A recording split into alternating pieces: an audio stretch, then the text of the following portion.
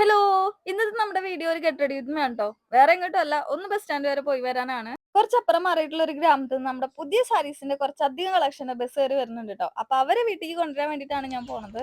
മോയ്സ്ചറൈസറും സൺസ്ക്രീനും ഒരു ലിപ് ബാമും ഇട്ടിട്ടുണ്ട്. മുടി സിമ്പിൾ ആയിട്ടൊന്ന് ക്രാബ് ഇട്ടിട്ടുള്ളൂ കേട്ടോ. ഇതെന്റെ ഫേവറേറ്റ് ആയിട്ടുള്ള ഒരു ലെതർ ബാഗ് ആണ് കേട്ടോ. എന്റെ എല്ലാ അക്രി കുക്രി സാധനങ്ങളും ഞാൻ ഇതിലാണ് ഇട്ട് വെക്കാറ്. ബംഗാളിൽ ഇപ്പൊ മൺസൂൺ സീസൺ ആണെന്നുണ്ടെങ്കിൽ ഇവിടെ ഒടുക്കത്തെ വെയിലാണ് കേട്ടോ. അതുകൊണ്ട് ഞാൻ ഒരു സൺഗ്ലാസും കൂടെ വെച്ചിട്ടുണ്ട്. അതല്ലാണ്ട് പട്ടിഷോ കാണിക്കാനൊന്നല്ല കേട്ടോ.